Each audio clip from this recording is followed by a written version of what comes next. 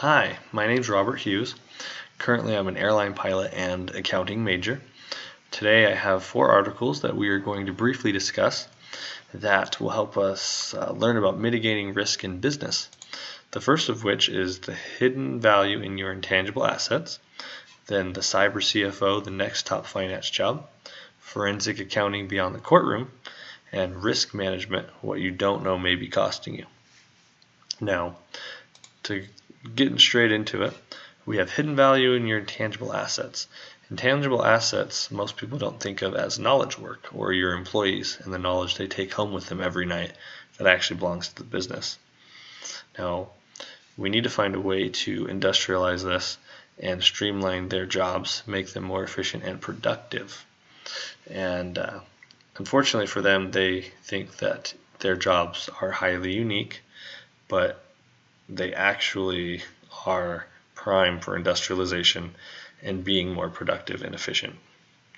Kind of like the Industrial Revolution happened years ago when manufacturers and plants, they found a way to streamline, make everything more efficient, and they ended up being more profitable for it. The same needs to happen with the office currently. Best example of this is executives the best example is William Heitman used executives at a printing company that they have this survey or data from their customers on their service quality, and it's good that they have the data, but they don't know how to reconcile the data and put it into action, and so they actually don't end up getting any additional business from it because there's no processes for them.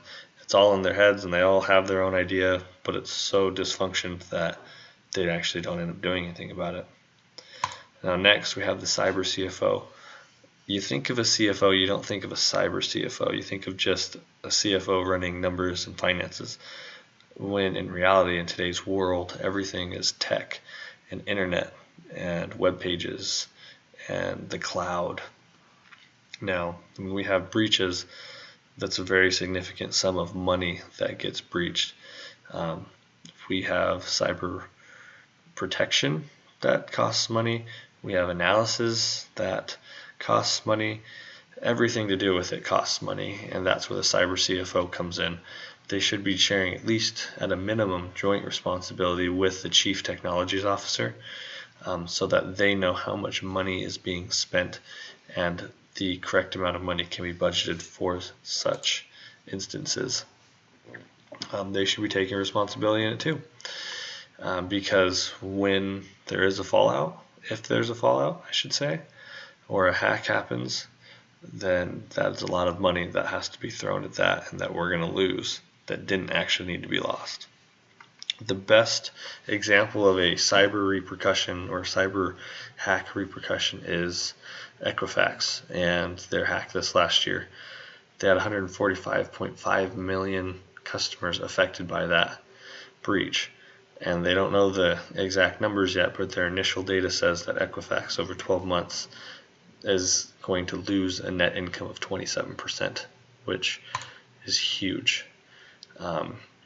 And a CFO needs to know what's going on. Now next we have forensic accounting, that a lot of people think of just the criminal justice system or tax evasion, fraud, guys like that. That's what they find. That's how Al Capone was caught. But realistically, they can be used in any company in the private sector to help find significant dysfunctions, help find problems in the company. They use all sorts of different methods of accounting, and they really dig deep, which is great. But when you go to do it, you also need to identify the need for help and then in-depth interview companies as such, because they are going to have extreme access to your books and your company. Now next, we have risk management. Warren Buffett once said, in looking for people to hire, you better look for 3 qualities: integrity, intelligence, and energy. And if you don't have the first, the other 2 will kill you. Now, there's several things we need to look at: workers' comp, safety, OSHA, EEOC issues, employee relations, employee classifications, pre-employment screenings. So many rules, regulations, and laws nowadays. We need to make sure we're following all of them and classifying our employees correctly so that we are saving money and eliminating that risk.